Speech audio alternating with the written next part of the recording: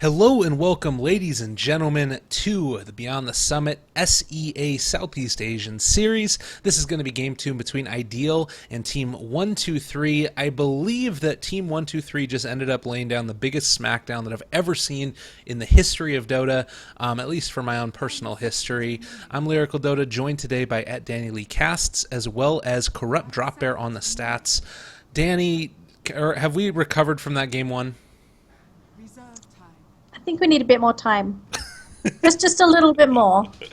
Maybe enough time for me to just run out to the shop downstairs to maybe buy some tea. I think I need to lie down as well. But that game was very fast-paced for Team 123. And it all came down to 123 just steamrolling over Ideal because they saw Ideal's draft. They said, hey, we know you want to make space for an anti-mage. Let's steamroll all over you while you are still vulnerable.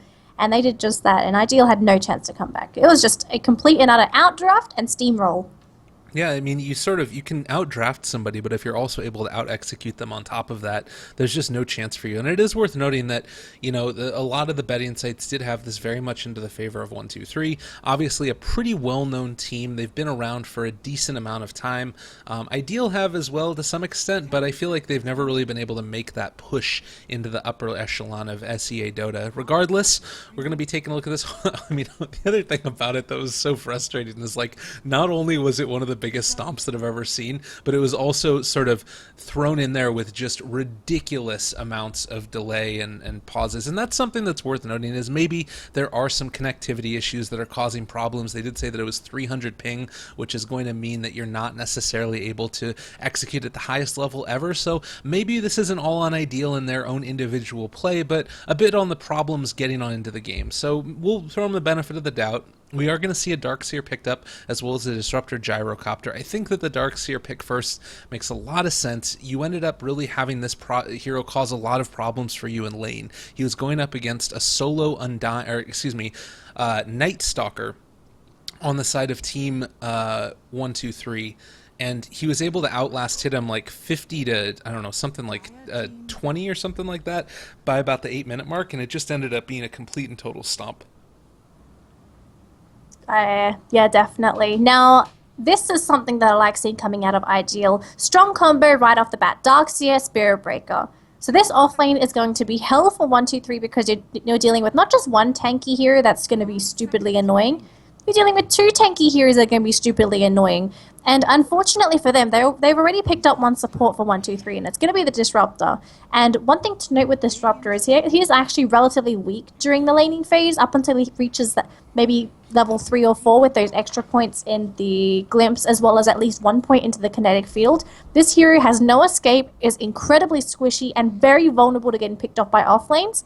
So I love this dual lane off lane that we could potentially be seeing coming out from Ideal. Or if it's not going to be the dual lane off lane, at least a Darkseer that will stay in lane quite well, and the Spirit Breaker hopefully roaming around and securing those kills. Certainly, and I will mention that you talked about there that weakness of Disruptor in lane. I think that it's super evident when you run these dual aggressive off lanes, because even if you are able to get those points in glimpse and kinetic field, what do you do after you end up glimpsing one here? If you glimpse the Darkseer, that means the Spirit Breaker's on top of you. If you glimpse the Spirit Breaker, that means the Darkseer's on top of you. And either way, you're getting hit by ion shells. So it does cause a big problem in these drafts, the fact that you don't have the ability to have the sort of secondary disable after the fact. I mean, even if you end up maxing on out glimpse, it's still going to be an 18-second cooldown, even at the max level. So you're not going to be able to get two of them to be away from you. Now, the thing that I'm wondering here is Disruptor and Gyrocopter are certainly capable of running of being able to be aggressive early, but I'm wondering if we might end up seeing 123 sort of switch gears a little bit and go a little bit more towards the late game side of things, because they really identified a weakness in Ideal's draft and then capitalized on it. And I felt like their draft was pretty well designed at the very beginning, that they were going to be able to deal with it no matter what happened. Yeah. So now we have the third pickup here for 123. It's going to be the Earthshaker. And Earthshaker up against the Darkseer Spirit Breaker combo. Do you feel like this here is a good buffer up against this duo because you can sort of separate the terrain with the fissure? Honestly, no. This Okay. actually, I really don't like the Earthshaker if they're going to put him in that support role. I hope that they put him in the off lane because he sort of causes it's the same problem as the Disruptor at the early levels that you need to be able to, once you drop down a fissure, that blocks somebody off from being able to get away. But you can just charge on in again. You're not going to be able to fully block them away, and then you just kind of have a fissure that's laid out there, and then a hero that can right click a Spirit Breaker. To me, it feels like, at least at this point, if this Earthshaker isn't in the off lane, then they can really get run over just by this dual aggressive off lane that I'm imagining Ideal is going to go. And that being said, if it's a Spirit Breaker in the safe lane, not run with the Darkseer, then I don't know what's going on in this game. But they end up picking a Winter Wyvern as their third pick here as well. Oh God, this Invoker pick fourth. I love seeing myself some Invoker, and 123 is going to be fulfilling my need for Invoker today. Now, my question is here with you. Is it going to be Crosswex or is it going to be the Exalt Invoker that we see? I love seeing Exalt a little bit more because you have sniping potential with the Sunstrikes, but in this game, what would ideally be the better build? Is it going to be the disruptive Crosswex, or do you feel like they need a little bit of damage from that mid laner? I feel like we almost always see Quas Wex, and I think that probably is going to be the one that you end up going for. It's great to be able to take away the mana from these heroes, but I really like the idea of going Exort here because the other thing, particularly if he ends up going for the Alacrity build, the other thing that you can throw onto this is if you end up getting the Gyrocopter with maxed out Exort Alacrity on top of him, that ability scales so well. You end up, I believe, with 20 or 30 damage at the base level, and then you add 10 extra damage onto it for each instance of Exort that you have leveled up. And that is just so strong. If you're able to give a Gyrocopter an extra 100 damage, or probably more around the lines of like 80 extra damage, and then the bonus attack speed on top of his flat cannon, it gives you an incredibly ability to farm more so than you would otherwise. You can take out ancient stacks earlier. All in all, it just means that you're that much more capable of fighting early. Now, that being said, again, the Quas Wex is very powerful in terms of what it's able to do, and the problems with the Exort Invoker is that if you don't find kills with it, you're sort of left in this situation where you're kind of a slow hero, you don't really have that high of movement speed, you don't have the greatest initiation capabilities. Time will tell, but I can see the pluses and minuses of both sides. I'm imagining it's going to be Quas Wex, though. Okay, so Crosswex coming out from Lyrical Dota, ladies and gentlemen. We'll see if he's actually correct with this. Now, it's going to be an Invoker versus Wind Ranger matchup. Wind Ranger being one of the most powerful mid lane heroes in the current meta, and up against an Invoker, Wind Ranger should have the upper hand in this matchup, unless she gets outplayed, as we sometimes can see Invokers do some really tricky plays and really working in their favor. I think for 1-2-3, to shut down the Wind Ranger, would you expect the Earthshaker to go in for a rotation fissure? Yeah, that could definitely be a solid way to make it happen. And again, it depends upon what the Invoker's build is. If he goes Quas Wex, it's going to be a little... I guess the Cold Snap there as well. Like, you're still going to rely upon the right clicks, and Wind Run is always going to be pretty relevant there. If they go Exort, I can see that being an opportunity for a kill where you lay down the Sunstrike on top of her. But I don't know if he necessarily has to win the lane incredibly hard. That's the other thing that you do sometimes actually see when we've been looking at the new version of Invoker. And I'll say that I do think it's going to be Quas Wex, but I would love to see the Exort build. Occasionally you end up picking up that early point in Wex, and then you use the meatballs at the early levels to push out the creep wave on top of using Alacrity last hit, which just looks really silly, but it's awesome.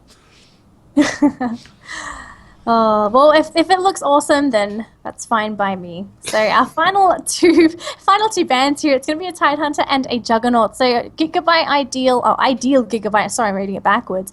They need a safe lane carry, and I feel like Juggernaut would have been a very nice hero pickup. As you look at 1-2-3, they're very reliant on their spells, and Jug is one of the only heroes in the game that can kind of bypass the glimpse without some stupid interactions. Like, for example, Puck can't even phase shift out of glimpse for some silly reason. So Jug would have been a very good hero to go up against Disruptor, but Husker, final pickup for Ideal. Last pick for SatuDuaTiga, though, is Lina. And is this a core Lina? Safe lane? Wait, so how do the lanes work? Is it going to be an aggressive trialing here from 1-2-3? I'm not sure. I was thinking the same thing, and I was wondering if maybe we were going to end up seeing an offlane Invoker, which you do occasionally see. But I think that what it's going to be is the Earthshaker in the offlane, and then a support Lina, and then you're going to sort of have the setup for the Light Strike Array with the glimpse back. The thing I'm wondering now is if they might end up switching this around and getting more farm to the Lina instead, so that way you're able to burst on down the Huskar. That's Uh, what I'm thinking. Yeah. I'm wondering, but they picked the Lina before the Huskar, so they've already committed. I'm not sure. Um, there's always that option, but they would have to probably switch around their heroes. Yeah, I really think they should prioritize the Lena's farm a little bit more, as you said, to have a way to deal with the Husker, not completely, but at least have a way to sort of burst him down. Because you look at 123's draft right now, they don't have the best physical right click. So dealing with the Husker is going to be troublesome, and if they don't have anyone that's going to be building into too much physical damage, it's quite difficult because even though Gyrocopter is supposed to be that physical right clicker for 123, he has stupidly short range, and his physical right click during the early game, pre 20 to 30 minutes worth of farm, is quite abysmal. Hmm. So, this Huskar for Ideal this game should be able to get a lot done before the Gyrocopter is quite relevant in the right click department. Yeah. I guess the other thing here is we talked a bit more about Quas Exort. That's probably a cooler build to go with the Huskar in tow now also, because you have the pure damage that comes out from Sunstrike and obviously the better right click. So it's just a tough situation all around. I think a last pick Huskar is always just going to mess with what you might want to have happen. And I don't know. We'll see how they respond to it. I think that's really going to be the storyline: is how much is this Huskar going to impact the game as we get a nice little lovely pause here, and we'll see in a little bit where it's going to end up going. It does look like it's going to be the support Lina, though, considering she ended up picking up a smoke and also has several of those clarities. Oh, Unfortunately, no. well, So, it's okay. unfortunately, it's a new game, right? So, they get a fresh 10-minute pause. Yeah, that's good. It's good stuff. Gyrocopter does have. I think that also we talked a bit in the earlier stages about the Dark Seer and the Spirit Breaker and how those work together in a dual off lane.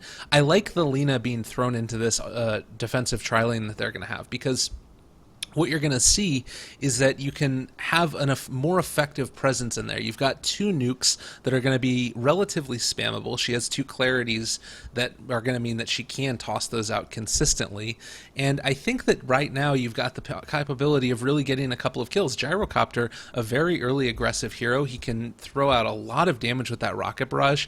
At level 1, you end up having 3 seconds of it, as well as 7 damage per rocket, 10 rockets per second. So if you do the math together, that's a 210 damage nuke at level 1. This continues to scale up incredibly well, and you can just level that against these heroes. And part of the biggest thing that keeps Spirit Breaker and Darkseer very tanky is their high armor, which honestly the magic damage doesn't really care all that much about. So effective HP going to be slightly lower for these heroes, and we're actually seeing the Spirit Breaker that's moving over.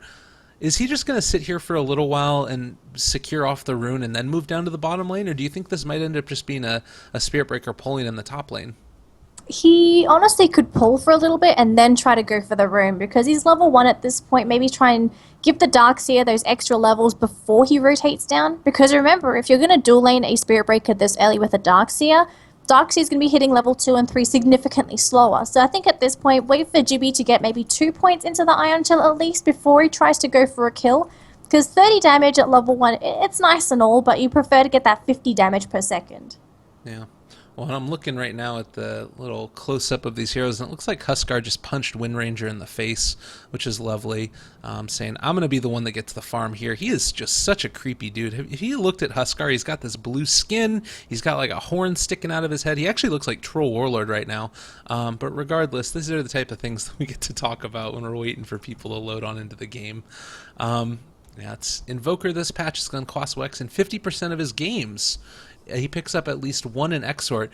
Yeah, so I think that really what we've been seeing more often with the Invoker builds is that you do need to be able to get that early point Exort, just because the buff to Alacrity made it so good in terms of what it gives you in the laning stage. It gives you that laning dominance, and then you're going to be able to make sure that you're survivable and you can actually last hit and you're somewhat relevant in the early stages, which was really his problem in previous patches, is that he just didn't have the capabilities of being any type of danger to anybody in the lane.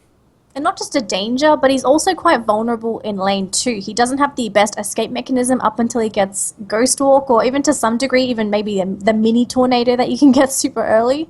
So Yamate on the Invoker, he should do okay, but he still has to be pretty aware that there might be a rotation by the Spirit Breaker, and if it catches him off guard, I don't know if Yamate is going to be able to survive. He's got a Null Talisman for some stats, so he's got a decent HP pool to work with, just not really the armor. And I think it's really up to the mid matchup on whether it's going to be the Invoker show or if it's going to be the Wind Ranger show, or unless it could potentially be, I guess Huskar's not going to go mid because it's not played by Toy. Toy played a Viper last game. Yeah. And considering the builds, this makes a lot of sense in my eyes, at least. You're going to be able to get that early bottle on the Wind Ranger. Everything all hunky-dory. And looks like, at least at this point, TNT is just going to be moving on up there towards that top lane, trading off runes, no real surprises at all, and we finally get to stop theory crafting for a little bit and get to watch some Dota.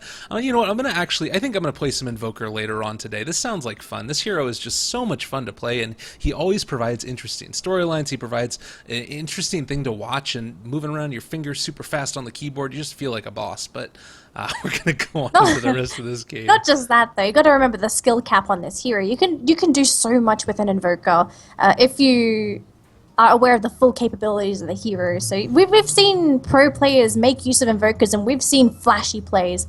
And for me, I'm actually hoping we get to see some of these plays with Yamate, because for Yamate, this is actually one of his signature heroes. He plays a phenomenal Invoker. So I think for us, just also keep an eye on him to see if he gets any of those, not just awesome plays, but also if he's able to maybe make space for 1, 2, 3. Because again, if you're comfortable with the hero, or if you just get 3-man ganked right off the bat, don't think you're going to be too happy. Slowed up, Shackle's there for the mini disable. Is it enough to kill off Yamate? It is. And I think Ideal, they're aware of how powerful this player is on the Invoker. So 3-man gank on an Invoker a minute in. Yeah, that's a little bit too bad. So a little bit of a caster's curse going on there as well. You ended up talking about how amazing he was. He missed a CS under tower, and then he ended up getting 3-man ganked. But don't worry, it's all good. The game is going to continue on here.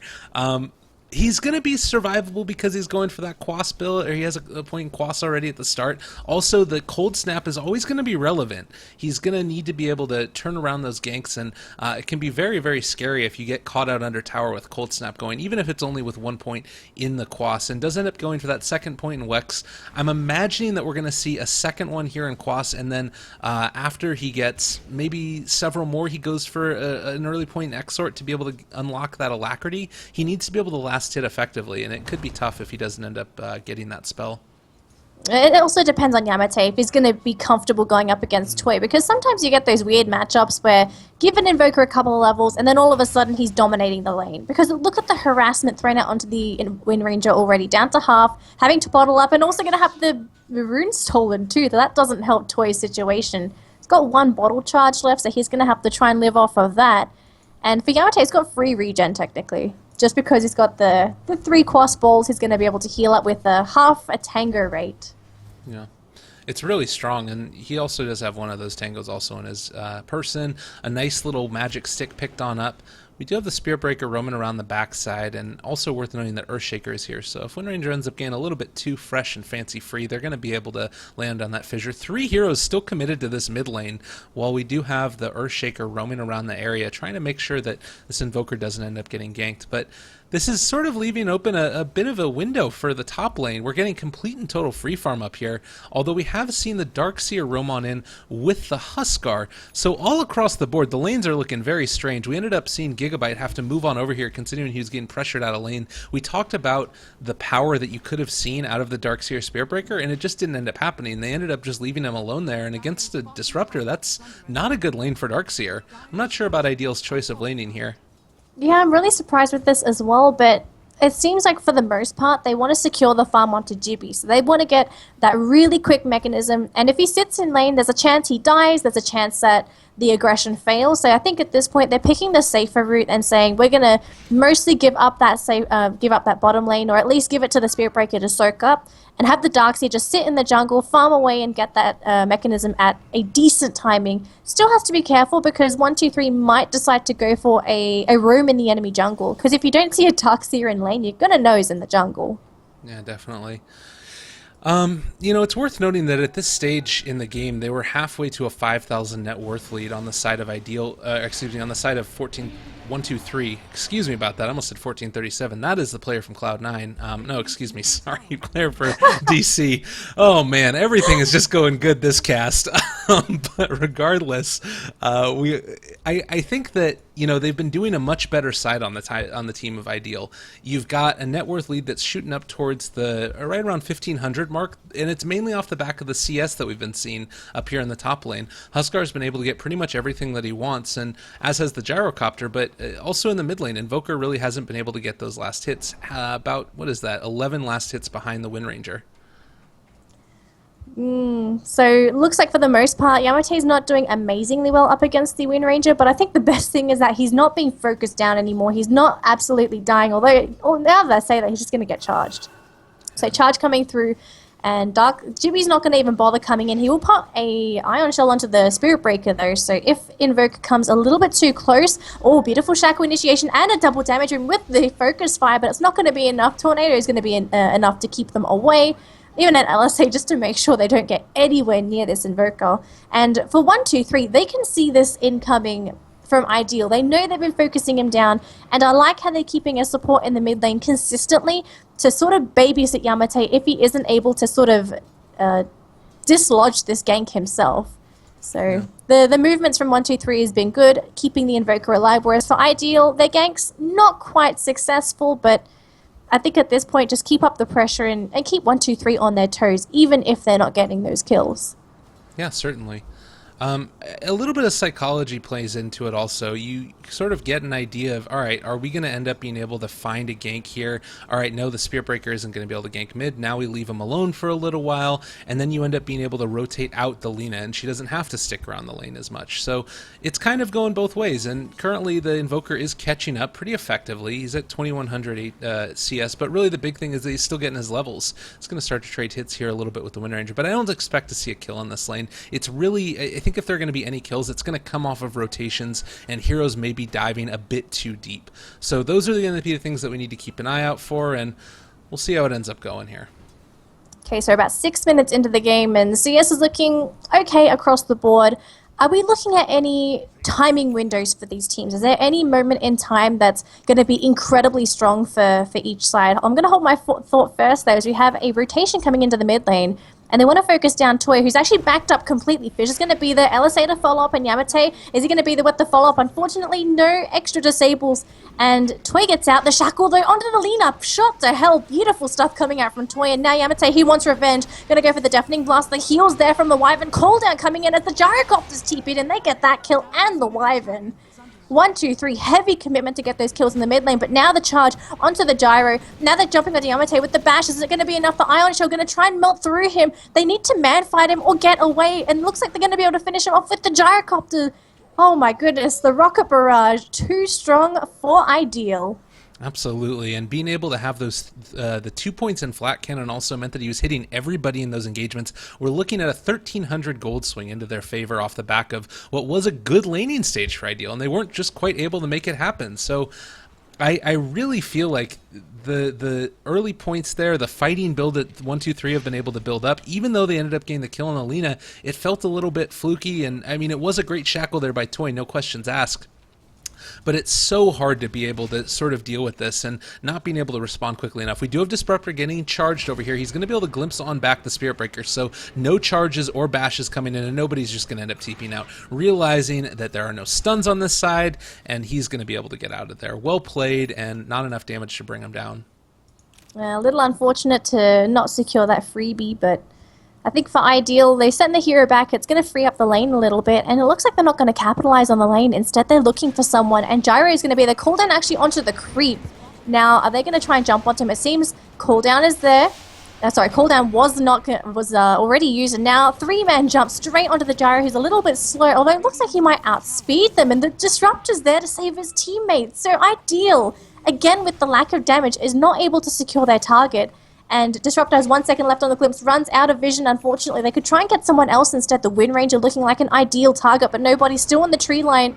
And Wyvern's going to fly on through. Oh, beautiful fissure to block out Toy's exit point. Now nobody's going to be there with the field. No mana for the Glimpse, but it doesn't matter. They get a Wyvern, and now they're going to chase as the Wind Ranger gets picked off by the Gyrocopter, it seems, and Jibby gets slain as well. TP out. Glimpse is there, and does not actually... Whoa. What? That is definitely a glitch. I think I think the glimpse happened too late. I have no idea what's happened. I need to watch this replay. Okay, that was a 1600 gold swing, but what ended up happening was he was mid-TP as the glimpse was coming through, and I think the exact moment where he was going to reappear, he also simultaneously was going to complete his TP, and so because of that, I guess the priority of how those spells interact and how the spell interacts with TPs is if you end up getting it on either side of that mark, you're not going to be able to TP away. You're just going to get brought over to the side, but instead, it didn't break it. What a weird interaction. That feels broken. I don't think that's supposed to be how it works, but no, it's definitely not. I think it's just hashtag reborn things. Let's keep it at that. It's just a reborn thing. It's a new interaction. It is intentional, according to Valve. I'm sure that the Ice Frogs spam is going to be going on, and maybe a couple of whatever. Anyways, we're going to keep moving on here. Helma the Dominator is probably going to be the item that we end up seeing in just a few minutes here on the Gyrocopter. It's worth noting that with that set of kills, even though they didn't end up getting off the Spirit Breaker, still moving ahead 1, 2, 3 in a dominant position just because of pretty solid team fights that we end up happening. The TP always occur first, even if stunned on the same take. Very interesting. Well, regardless, we're moving on. Disruptor, level 5, maxing on out that Glimpse. He's not going for... Occasionally you end up seeing for the Disruptors, they max on out Thunderstrike if it's a very static lane. But, the Shackle from long range. That's going to be able to connect. Maybe the Fissure is going to be able to save the Gyrocopter's life, though, is going to glimpse on back the person who was TPing in. So no longer are we going to be able to have a Huskar in the middle of this, but Gyrocopter just eliminates that Dark Seer. There's going to be the EMP coming out. Doesn't actually hit onto anybody, but the Wind Ranger still ends up falling.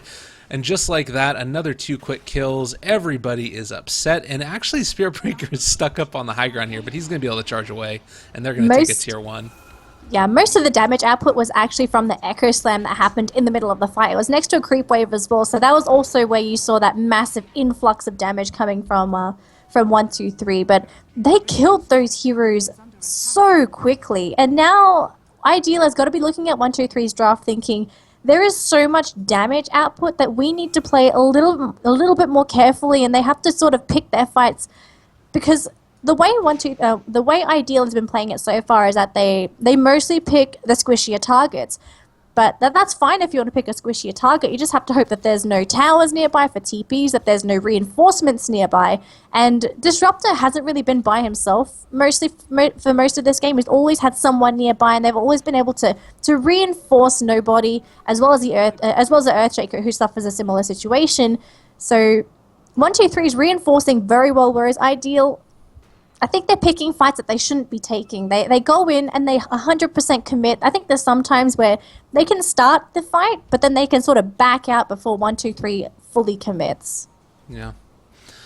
Well, and I think that, keeping these supports alive, incredibly important, and the fact that they've been able to get the levels that they've needed. Right now, you end up seeing the Earthshaker currently level 7. You end up seeing the Disruptor does have 6 on top of the Lina having 6. There's a timing window here before we end up seeing the Nether Strike and the Winter Wyvern ulti coming out, where you're going to be able to find a good amount of initiation. What might be in a little bit of trouble now, but I think that the rest of his team being here, a huge bait, and now we're going to end up seeing that why you lose going down. Cold snaps abound. It does look like with the Alacrity up, they're going to be in a little bit of trouble. Glimpse on back onto the Wind Ranger. In the middle of everything, doesn't get caught in the kinetic field, though. There's the Huskar jump on top of nobody. The Static Storm has been committed for this one now, and he looks to be dropping pretty low. Do they have enough physical damage to be able to burst him down? I believe that they do. One last right click. Gyrocopter ends up getting that kill. They are going to have another fissure in a second or two. Oh, the Dragon Slave just at the end is going to be enough to finish off that Wind Ranger.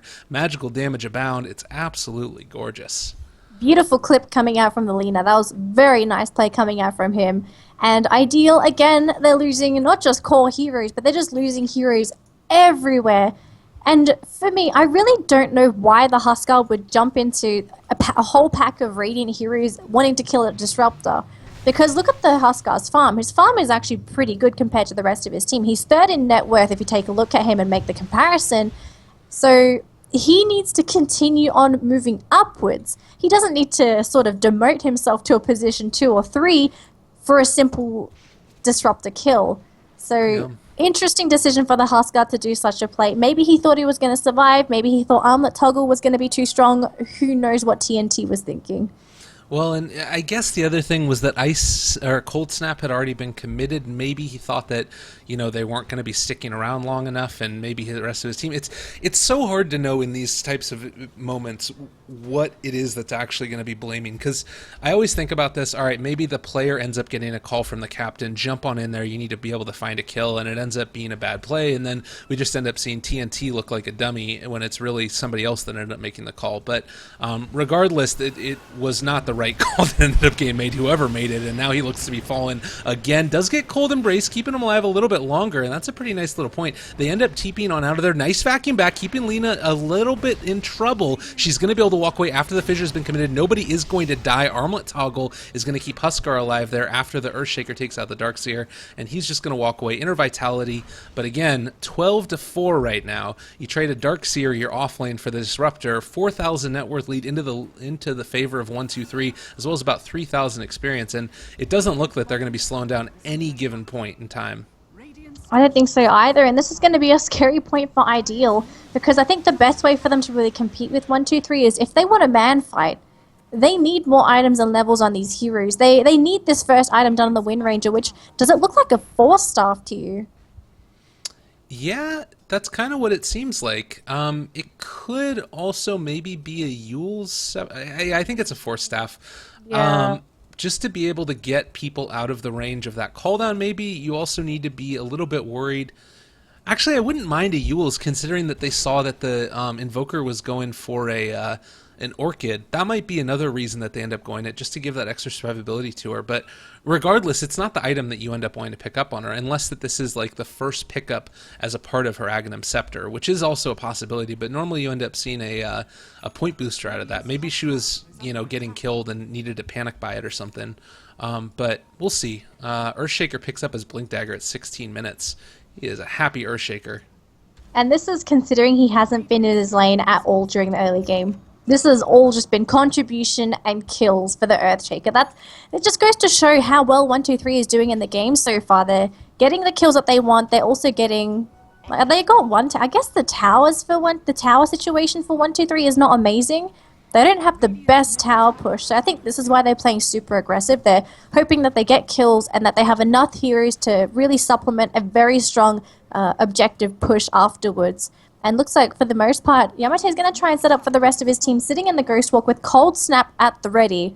And the rest of 1-2-3 are going to sit behind him for now, as Yamate is going to look around. There is a Sentry Ward, though, so they do know the Invoker is here. Winter's Curse straight away. Call down, jump straight onto our Gyrocopter, but TNT, he's stuck in a shackle shot, it seems. And Yamate is going to have to try and get out of this as quickly as he can. Actually, it wasn't a shackle onto Huskar, but he was disabled in the meantime. 2 are dead on either side. Shackle lands onto that tree. What, in the meantime, does literally die to a what situation? Ada's trying to get away from the Lina, does get picked off, TP is out, and there is no shackle available to actually catch the Lina. And the only other hero to survive was the Disruptor on the side of 1-2-3. What caught the Huskar? There was a disable that I didn't see. There was a cluster flub down there. I think that it was a light strike array. It could have also just been the Earthshaker in the middle of everything. But yeah, he was able to get caught out there. There was a 2-man shackle onto the Invoker, as well as, I believe, the Gyrocopter, if I'm not mistaken. So a couple of different things that ended up catching him out there. And it was kind of a bit of an awkward team fight. It went about as good as you could have hoped there for Ideal. If you end up being able to get the initiation started off with a Winter Wyvern getting Orchided at the start of that fight, that goes just awfully. And they also have the capabilities of being able to throw the Disruptor ulti on top of them. Looking for the Oh, possibility to jump on in here. Huskar's in the middle of them. They do end up dropping the Orchid down on top of him. Cold Snap as well as the Echo Slam. He is going to be dropping low, and that's going to be a kill. Looking like they might be going for a little bit more. Glimpsing on back the Wind Ranger. No TP is going to be happening this time, and she is going to go down. One last hit there from the Gyrocopter, and another 2 quick kills on the cores. The top of the net worth for the Dire. They're really great hope, and it's looking not good for Ideal. Huskar just wanted the tower. That was the only reason why he hung around. He just wanted the tower, but 123 didn't give him anything, just relentless and ripped him to bits and denies the tower in his, not really in his face, but they denied it afterwards. Over his grave. Over his, his grave was a little further away, but I think we'll just they'll send him his well wishes, that's fine. But in the meantime, though, the rest of Ideal, they weren't anywhere near there. They were actually moving towards the south, it seems. They're trying to find somebody, and the only hero here is actually the Lina that's just TP'd in. And nobody's actually come in either as well. So 2 very squishy heroes down in the bottom lane, and you can see Ideal are waiting this out, looking for a hero to pop their head through. And I think it might just be this poor Disruptor, although Yamate's here as well. So this could be a good or bad situation for either team. Quick D-ward here by nobody. So the Sentry Ward's going to go straight down. And they know that the Invoker is here. Sentry straight away pop down. There's the charge. They want to kill off Yamate. Now the Strike as well. Wall pop down. Can they finish him off in time? They do manage to finish him, but with heavy commitment. Every single ultimate out of their pockets to kill off an Invoker. Yeah, and it looks like they're going to be able to glimpse away the Wind Ranger. That would have killed the Disruptor. They don't have the glimpse now for the Spirit Breaker. They end up canceling it as the kinetic field was dropped. And it was going to be that Aghanim Scepter that gets picked up by the Wind Ranger. So I guess that it was just a panic buy, or trying to get a little bit more damage on top of her because she is that intelligence hero. And now going to be able to move on in here and take on out Roshan. So maybe they have an opportunity. I mean, it's worth noting that in terms of the net worth lead, it's only about 1,500. Experience-wise, it's a 3,000 experience lead for 123. But they realize that this is going on, and I think that they wanted to try and contest this, but they're not in position to be able to make it happen. And Roshan goes down. Everybody from 123 ends up backing out. They wanted to be able to jump on in there with the Earthshaker, but unfortunately no such luck, as Ideal take Roshan and put themselves in a decent position to come back in this game. Oh god, Shackle does not land. Here is a little bit too far away. So now for Ideal, they're in a bit of a situation where they're not where they ideally would want to be. You're running a Huskar that typically wants to be in 123's faces, just jumping on heroes, finishing them down, being, you know, that all-ultimate raid boss that you sometimes see with Huskars, where he's almost impossible to kill. He's getting pretty close to that timing window where he's going to be that. But I think 123, they're almost geared to sort of fend off the Huskar. In the mid lane, their poor Toy. Oh god, and as well as Aiden.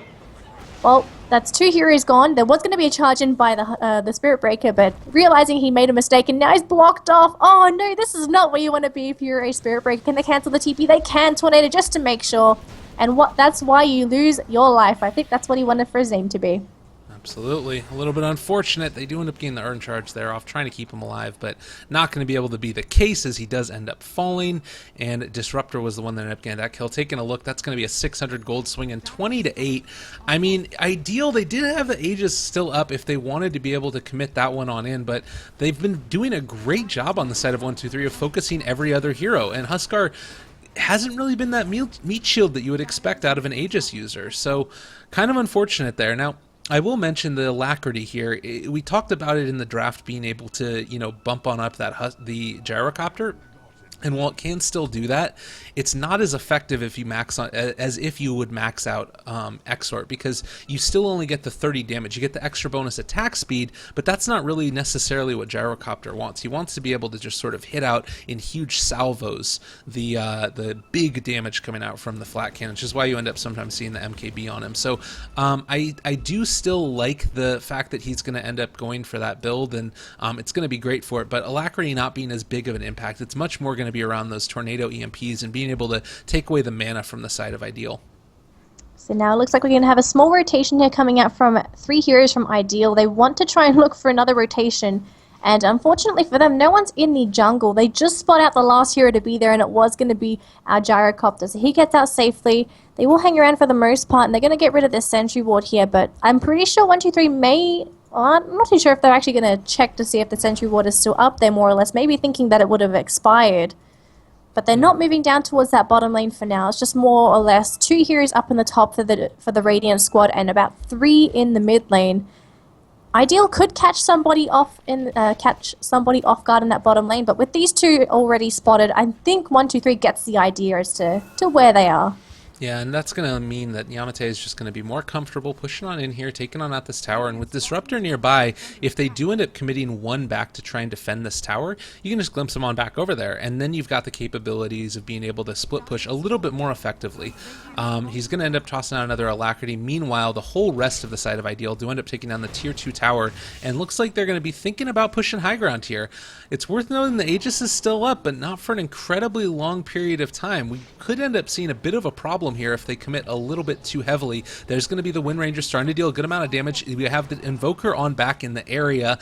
There's going to be the Rocket committed onto the Huskar, surged on up, glimpse on back. That's the kinetic field. Ends up catching him. He's in a little bit of a big situation now. They toss out the EMP as well as the Tornado, jump forward. That's going to be the Aegis gone. And they also have the Static Storm on top of this Disruptor, or excuse me, the Darkseer. He wanted to jump back in for the Vacuum Wall. BKB is now popped for the Gyrocopter. He's still taking a lot of damage. Echo Slam onto everybody. What is in the middle of all of them just doling out that damage? Huskar goes down, as does the Spirit Breaker. Winter Wyvern soon to fall. Dragon Slave not going to connect that time, but they still bring on back the Wind Ranger. It looks like Aiden is going to go down if they're able to catch a glimpse of him. Do they have that vision? One more right click is going to be able to be there. I think that he dies to this. No, going to stay alive. Cold Embrace in the fountain. Oof. Oh, so close. So close. I actually thought it was the glimpse animation, then I saw the Thunder Strike. If it was another point in, I think Aiden would have died. Yeah. Very, very close. And it's 2,700 gold swing in the end, as well as about 4,000 experience. I mean, you say, all right, you missed the kill on the Winter Wyvern, but you killed off the whole rest of the team and only ended up losing the Invoker, who has a Midas at this point. He's super comfortable dying for that, and they don't end up doing any damage almost at all to the Tier 3 tower. They're super happy with that base defense, and the Aegis expended as well. And I'm really surprised Ideal decided to go for such an aggressive push, because you know that even though there's an Aegis on your Huskar, it's still high ground. It's still an advantage to 123. They have the initiator's advantage because of that high ground. And even though your Huskar has Aegis and he's incredibly tanky, there's still Laguna Blade. There is still a lot of high ground damage coming through, and there's a load of catch potential from 123. And we saw just then that the Glimpse catching out the Huskar when he tried to retreat, keeping him blocked in, finishing him off, and Ideal, they were just stuck back here because they were afraid of getting Echo Slammed in this vicinity, and instead they got echoed down there. So this is not where you want to be if you're Ideal. They're still in a good position, but they're going to try something different. Not to 5-man push up high ground in a 5-man squad. Maybe trying to go for those small pickoffs, getting 1 to 2 heroes, and then just slowly chipping away at the tower. Because the tower push for Ideal isn't that strong if Toy's not there. Huskar is, let's be honest, he's crap at push. Yeah, absolutely. It's a problem. And I mean, I guess it's such a difficult decision for them to make, because honestly, they don't scale well into the late game, so they need to make something happen, but they don't have the tools to be able to make it happen. And I think that they probably thought that this was going to be their best opportunity to really pressure them. Because as you get to the later stages, Gyrocopter is just going to become such a monster to deal with, and they've got the great abilities to be able to sort of defend him. I also want to mention in that last fight, I talked about it briefly as we were going through the cast, but laying down the Static Storm on top of the Darkseer to be able to cancel away the Vacuum Wall combination, which would have been followed up by the Winter's Curse, was such a clutch move, because that is going to be able to turn around the whole dynamic of that team fight, and him laying that out as a zoning ulti to really be able to, you know, make the Huskar caught out away from everybody else. He had no choice but to jump in and try and purge off all the abilities that were on top of him and do whatever he could for it, but just not enough there to be able to make it happen. And I think that Ideal were thinking, all right, this is our moment to really make something happen with this Aegis, and they just didn't end up executing as effectively as they wanted. Or maybe you could say that 123 ended up just doing a great job of executing. Yeah, so props to 123, whereas for Ideal, they're going to still hang into the game. Now, this is good news for 123, right? Because they defended a very good high ground push coming out from 123. They lost almost nothing in the team fight. They're getting the time that they need for Gyrocopter as well as the Invoker to really secure their items. For 123, At what point would you see them trying to be the aggressors rather than continuously counterplaying Ideal? Would it be maybe 20 minutes from now when they've got a lot of their items? Is it after one item pickup? Well, I think you have sort of, and this is something that people don't often talk about.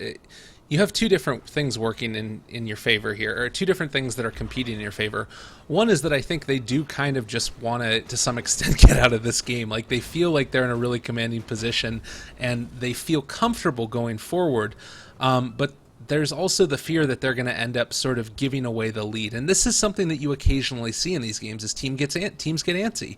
It just, the reality of the situation is they feel like they're so far ahead. Why don't you just end up leaving the game, they end up saying occasionally, and then you end up being in a position where you end up giving a lead away in a game that should have been won. But I don't honestly think that they're going to be in a position where they can comfortably push up into this lineup.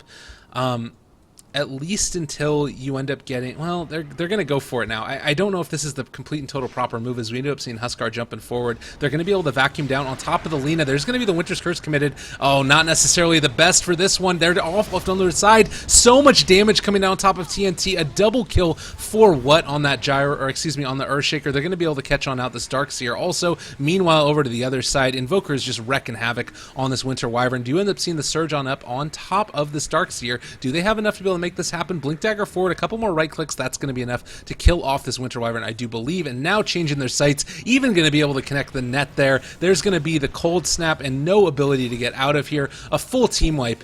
Like, if the team fights go that badly for Ideal, then you're going to be comfortable going high ground now. They really should have found a better initiation than that. It's just because of vision. There was no vision for Ideal. They tried to go in blind, and unfortunately for them, 1-2-3 was just completely on top of them. They get a Lina kill, which is, it's fancy getting the Lina kill with the Ags, but where's the rest of your team now? They're all in the fountain. We've got the Spirit Breaker trying to push out top lane. I think this game has turned into a disaster here for Ideal, where it looked like they were in a position to eventually take this game, and then all of a sudden, off the back of one bad fight, it's just slowly slipping from their grasps. It's really too bad. I think that you're saying it exactly right, that there was the one bad team fight down there in the bot lane. If that didn't go, like, Ideal could have ended up winning that engagement. You have the Winter Wyvern ulti with the Darkseer, Vacuum Wall, you've got the ability to have Huskar just start going ham on everybody. They don't have the best defensive supports on Team 1-2-3, but they just, we're seeing 1-2-3 out-initiate them, play them consistently, and this is what these heroes allow you to do. Like, you consider Huskar as a hero compared to the Invoker. There's so many ways that you have to be able to outplay your opponent, and it doesn't mean that you're always going to be able to outplay your opponent, but you at least have the option to make that happen. Whereas with the Huskar, all you can do is just right-click fools, while occasionally, Argonaut toggling is great and all, but it's not too hard to learn to Argonaut toggle, if you're a pro player at least. Okay, so now for the most part, we're going to see a Roshan attempt here only by the Huskars. The rest of the team is sitting on high ground. 1-2-3 in the meantime, though, they want to contest this Rosh, and they really, really need to. They've got humongous amounts of AoE, but Ideal is thinking the same thing. Fish is going to be there, disjoints the team, but Echo Slam onto two heroes, and the combo is being thrown out by 1-2-3. It's just overpowering Ideals. They're slowly melting through all of these heroes. Huskar being the only true survivor, really, as the win range is completely out of it. Huskar gets a couple of nice kills. Armlet toggles, wants to turn onto Yamate. He blinks out. Two heroes are alive for each side, and can they get the kill onto this Earthshaker? So close, he doesn't TP out. That fight, what the hell happened? They had the ability to control the Huskar, but then at the end, they just lost all of their control. They blew it all in the early stages. We are going to have the Invoker in the middle of everybody. They actually don't have any dust or reveal for him. Do they have any bringing out on this courier right now? We don't have anything. And Invoker ends up stealing the Aegis. Yamate is going to go down. But pretty nice there. That's actually almost worth it. A really wonderful play there by the Huskar, though. Like, so this is what ends up happening. You don't have the damage to be able to burst them down. The last second, the Invoker did end up going for a Deafening Blast, which has a really long disarm on it because of all those points that he ends up having in Wex. So he's able to somewhat sort of deal with it, and then you end up getting into a position where he armlet toggles and not going to be able to kill him off. And that's essentially what it comes down to, is that, Huskar at low HP does a lot of damage. Well, obviously it does a lot of damage, as we just saw. So it's still a denied Aegis though for 123. They know that there's no Aegis for Huskar, so Ideal don't have the Aegis advantage. I think 123 are still happy in their position. There's no Aegis on the Huskar. There is no real advantage for Ideal aside from that major team fight. There is actually the new item on the Huskar though. On a scale of 1 to 10, how terrifying is this for 123? Is it going to be a big difference, or is it just more or less just a minor difference that could change the pace of the game? I think with the Agnums up on Lena, as long as they team fight appropriately, that last engagement really didn't go well. For 123, obviously, because Huskar got an ultra kill, but the prioritization, they were fighting around the Roche pit, and I think that does sort of favor Ideal a little bit more effectively. If they're able to get the Laguna Blade onto the Huskar when he's low HP, or alternatively, if Invoker is able to start really dealing a lot of damage here with this MKB, that's really going to be the deciding factor. I think that as long as they're capable of focusing him effectively, locking him down, and making him the priority with both your damage as well as your lockdown, then you're going to be fine. That just isn't what we saw in the last fight. It's not at all. So now Ideal feeling a little bit more comfortable now. They're going to go for a smoke. And they need the initiation of their life. Or if they can actually catch the Earthshaker, I think this will be quite decent for them. So let's see if they can get the jump that they want. Toy, he's revealed himself, and Ideal, they're going to be revealed. They're going to go straight onto Toy. Seems Laguna Winter's Curse straight away onto the Gyrocopter. They want to get rid of him right off the bat. Gyro is dead. He has buyback. One hero is dead for Ideal. They might lose the Wind Ranger though. It looks like they might. Oh, just a tiny sliver of HP. Invisibility Ring keeps him alive. And all of a sudden the jump straight away onto the shackled Earthshaker. He dies as well. The heal coming up from the Wyvern going to be keeping the Wind Ranger alive. And Yamate being chased up by the Winter Wyvern. Although TNT a little bit too far for that. So Ideal, they win another team fight, but this one was simply based on the fact that they got the initiation that they wanted. It was the initiation that they wanted, and also Lena ended up blowing her Aghanim Scepter immediately on the Wind Ranger, who stayed alive throughout the whole engagement. This is, I can't overemphasize how much they need the pure damage onto this hero, because if he's allowed to armlet toggle, if he's allowed to stay alive in these fights, maybe they didn't end up spotting him out in time, and she felt like she was just going to end up getting bursted regardless, and so wanted to throw her spells out. That's the only other thing that I can imagine, is that she just felt like there was going to be too much damage out too quickly, and needed to get it out there on top of somebody. So kind of unfortunate, and another failed execution, I would say. That really is what that comes down to. Yamate here might be in a little bit of trouble, does end up turning around, Orchided down on top of the Spirit Breaker, and is just going to be able to walk away from this one. I believe he should be okay now. Does have another up in the Invoke, blink away, and yeah, he's out of here. Just going to Ghost Walk away, doing a little twirl as he moves out of there. Too agile, it seems. So, for the most part, Ideal, they don't get the kill. And instead they're going to what seems to be continue on farming, whereas 123 content on their side of the map. We're 36 minutes into the game. Are we going to be seeing any huge game-changing items like Scythe of Ice coming up anytime soon? It doesn't seem like it yet, but I'm expecting at least a Scythe of Ice onto Yamate at some point, because he does good physical right-click himself, but I think I think 123 needs a little bit extra disable on top of the Earthshaker and the Lena, because there's so much going on the side of Ideal that 123 is sort of lacking the complete disable on some of these heroes. Yeah, that's really one of the big problems. The other thing now also is that you're getting more and more of these defensive items on these other heroes. You've got currently on the, where is he at?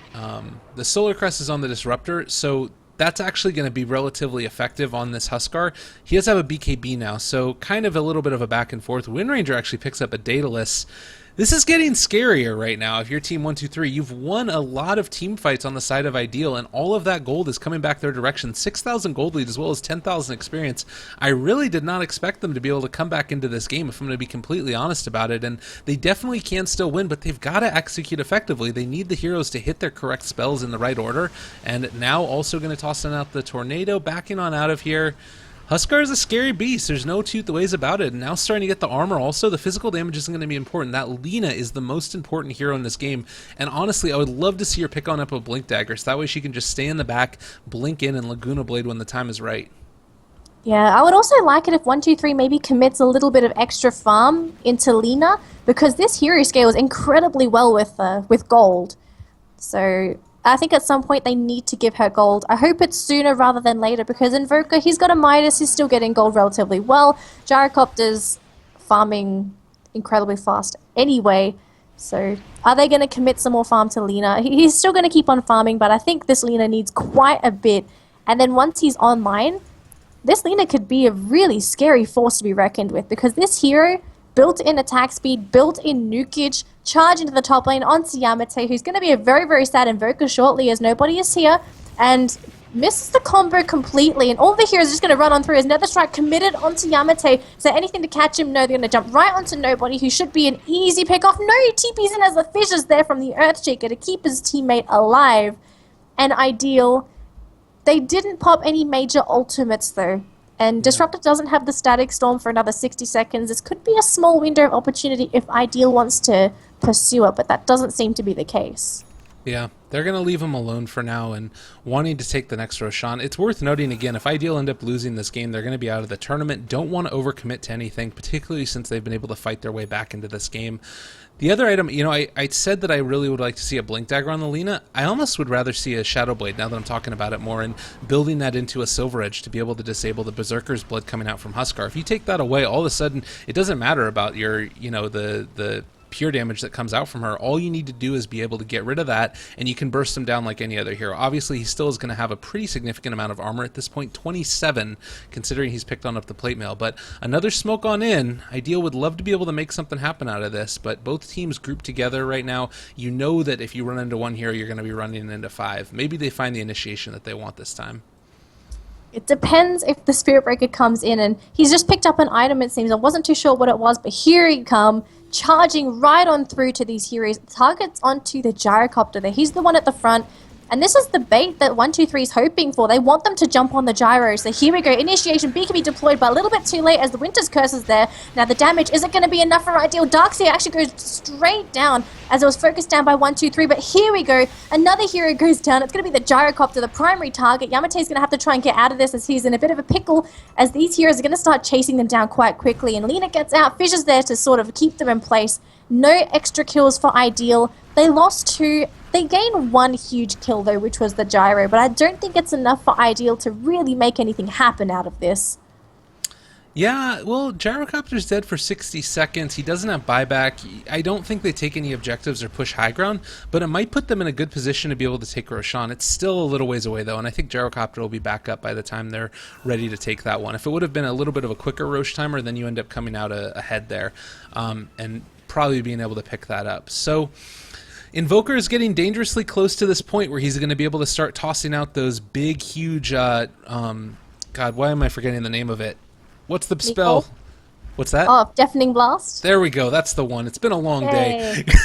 They are going to glimpse on back to Huskar. This could be their moment. There's also going to be able to have a Laguna Blade in a second or two on top of him. It does look like they're going to be able to take on out the Huskar. Huge kill. That is what they needed to have happen. 80 seconds without him. They catch on to the Spirit Breaker also. This why you lose is going to go down. Another kill. Double on the Lena, and a huge one at that. This might be the moment where they're going to be able to take Roshan. Huskar does not have buyback at this point. 68 gold away from finishing it off. He's not going to be able to be back up in time for Roshan. Although I don't know if they're going to know about it. Well, that was so much cockiness from the Huskar.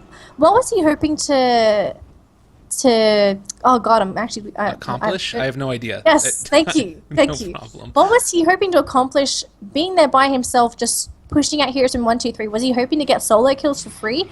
Because 123, they're showing a lot of respect to Ideal's draft. They know how strong the Huskar is. They bring everyone in, and the Huskar feeling overconfident and thinking that he could fall back just to a BKB to get out gets hugely punished. They're actually very lucky that 123 isn't able to accomplish much because of that kill. The Rosh is just going to come up now. It's about 19 seconds till Huskar comes back.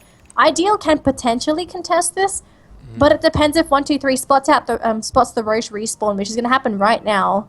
It's really frustrating. They leave right afterwards. I think that they would feel comfortable going for it now, but seeing as they're not going to be able to be there, they're going to be content for just taking the tier 2 tower and then having to back on up afterwards. Now, I want to say that if you take a look in terms of team net worth again, it's about a 10k lead. Items that are coming up, I believe that Lena here she does have a decent amount of gold after getting that kill on the Huskar, 3,000 or so, so she's debating what item she wants to go for. I still am sticking to my guns that I would love to be able to see her pick on up that Silver Edge. I don't know if that's what she's going to opt to do. It's also worth noting that with a couple of the Blink daggers on these other heroes, all of a sudden Blink becomes that much more effective for your side. But hold on to that, because it does look like we're going to be seeing Ideal move on in here. They spot on out that Roshan gets taken down, but just at the very end as Gyrocopter picks up the Aegis. And this is not what they want to have happen. They're moving around the other side. They're actually going to be able to maybe separate and isolate one of these heroes. No glimpse is going to be coming, and they're just going to back on out. So Aegis gets taken by 123. Huge asset for this Gyrocopter to have this Aegis. And there was no cheese, right? Yes, there is a cheese. Okay, I'm actually miscalculated how many roaches we had this game. I thought we only had 2. Well, that was a second. Anyways, cheese and Aegis on 123. The cheese on the Earthshaker is, I don't know if he's supposed to be just a placeholder to hold the cheese or what, but I don't think Earthshaker should be using the cheese. I'd prefer it if it was maybe on the Lina, who's more in these fights, or maybe even just having Yamate make space for it, although he's essentially full unless he wants to get rid of the Midas. He could potentially just swap the Midas out for the cheese. I would prefer Yamate to have this cheese right now. We'll see. I mean, the other thing is that what they're going to be doing now is trying to slow siege with this Gyrocopter. They have the ability to throw Alacrity on him maxed on out at this point, which means that he's going to be dealing 90 damage on top of the damage that he's already dealing with the DD. So this is going to be right around 400 damage per pop with the flat cannon going out. And they're looking to see if they can pick somebody off here. It doesn't look like they're going to be able to find him, unfortunately. And I don't expect to see Ideal move on out at any given time. And probably what you're going to be seeing is just Gyrocopter standing up here on the high ground, starting to right-click down the tower, and then Earthshaker is going to go for the counter initiation, then drop the cheese on top of him. I'd expect that to be the play, and if that's the case, then I'm pretty okay with Earthshaker holding it, because he is going to need to be the one that sort of counter initiates. It's just going to come down to him having good micro and being able to react efficiently. So maybe if that's going to be what they try and do, it ends up working out. Time will tell. We actually have Invoker push on up towards this top lane. He doesn't realize that that's where everybody else is, and the rest of the side of Ideal actually isn't in a position to defend against this at all. If they end up going on up into high ground here, they could probably apply a good amount of pressure. Wind Ranger is out as well, so if she tries to TP and Invoker sees it, he could potentially go for almost a one-hit kill. That's going to be the jump forward Sheepstick, as well as the Bowler comes forward, Deafening Blast, and that is going to be a kill on the Wind Ranger. So a quick pick-off. And Ideal, honestly, they would not be expecting an Invoker to get a solo kill on the Wind Ranger. So for Ideal, they lose the Wind Ranger, 70 seconds off the board. 123 gets a huge kill, but they're not taking anything as of yet with it. And it seems like now they realize that Wind Ranger, huge asset. Maybe they can force a buyback out of this. If there's a buyback, does 123 still commit, or would they just back up and say, we're happy with the buyback on the Wind Ranger? I think that they would be comfortable pushing up here and at least testing the waters, seeing how it goes. They've got cheese, they've got Aegis, it's reclaimed in 2 minutes. They're going to start dealing damage to this tower. Just look at the amount that he's doing. It's almost as much as when the DD was up on him, and going to start to really burst this through. And Wind Ranger does end up buying back. That's going to be the shackle there. Is going to be able to get committed. Force Staff still keeping him alive. They have the opportunity here for counter initiation if they want. Looking for their opportunity. Gyrocopter comes on back to life, pops the BKB. There's going to be the Winter's Curse still committed. Nice little initiation there. He's starting to take a lot of damage. Yamate in the background not able to focus on down the Winter Wyvern quickly enough because he does not have... Oh, there's the jump forward. They actually end up shackling up the Gyrocopter. He's going to go down. They're continuing to be able to burst on through this. We do end up seeing a triple kill, though, as Yamate has started to go ham. An ultra kill. He takes on down the Dark Sphere as well. There's the jump forward. Wants to be able to take out this Wind Ranger. He's going to get a rampage. This Invoker is off the chain right now, completely and totally ripping through the entire team. GG ends up getting called. Oh, goodness gracious, Yamate. My heart be still. The Invoker plays. I told you this is a hero that I love seeing Yamate play. It's signature hero. I'm pretty sure the viewers enjoyed it as well.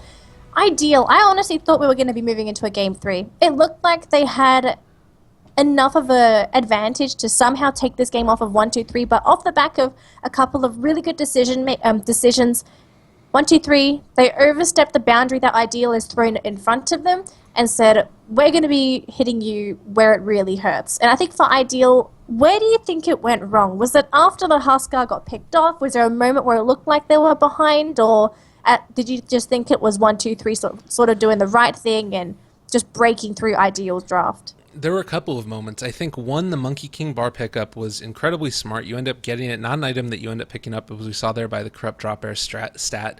But it's great for the Wind Ranger. You saw him pick him off in the top lane there.